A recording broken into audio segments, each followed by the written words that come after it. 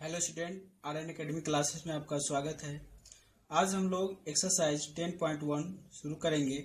अगर आप इससे पहले का वीडियो नहीं देखा है तो पहले आप पार्ट 1 देख लें ताकि आपको यह एक्सरसाइज और बेटर समझ में आएगा। अगर आप हमारे चैनल पर नए हैं तो प्लीज़ आप पहले चैनल को सब्सक्राइब कर लें ताकि आपको नेक्स्ट वीडियो का नोटिफिकेशन मिल सके। तो चलिए अब हम एक्सरसाइज शुरू करते हैं। अब हम लोग थोड़ा सा पीछे का रिवीजन करेंगे ताकि यह एक्सरसाइज और बेटर समझ में आएगा। तो हम लोग पिछले क्लास में पढ़े थे छेदक रेखा, स्पर्श रेखा और स्पर्श बिंदु। तो पहले हम लोग देखते हैं छेदक रेखा। छेदक रेखा क्या होता है कि वृत्त के किसी दो बिंदु पर कोई रेखा प्रतिच्छेद कर रहा है तो उसे हम छेदक रेखा कहते हैं, और वृत्त के किसी एक बिंदु पर कोई रेखा प्रतिच्छेद कर रहा है तो उसे हम स्पर्श रेखा कहते हैं।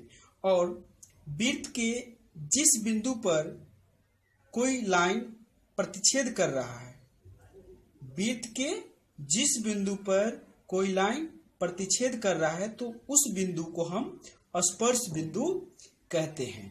तो मुझे उम्मीद है कि यह तीनों पॉइंट आपको समझ में आ गया होगा। तो चलिए अब हम लोग क्वेश्चन देखते हैं। एक वृत्त की कितनी स्पर्श रेखाएं हो सकती है?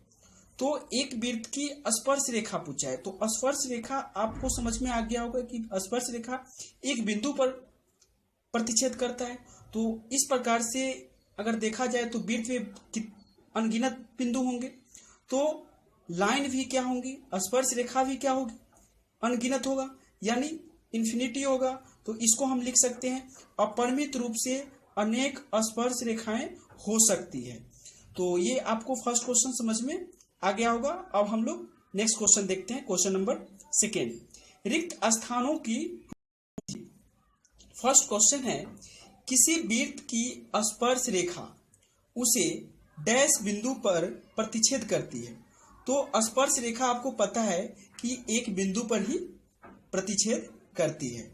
क्वेश्चन नंबर 2, वृत्त को दो बिंदु पर प्रतिच्छेद करने वाली रेखा डैश कहलाती है। तो वृत्त के दो बिंदु पर अगर प्रतिच्छेद करता है तो उसे हम क्या कहते हैं, छेदक रेखा कहते हैं। थर्ड क्वेश्चन है, एक वृत्त की डैश समांतर स्पर्श रेखाएं हो सकती है। तो एक वृत्त की कितनी समांतर रेखाएं हो सकती है? तो समांतर यानी होता है पैरेलल, यानी पैरेलल वैसी रेखाएं जो कभी नहीं कट सकती है। तो ये दो लाइन हमने खींचा है, ये दो लाइन है जो पैरेलल है। तो किसी वृत्त की दो पैरेलल लाइन हो सकती है, यानी समांतर रेखाएं दो हो सकती है।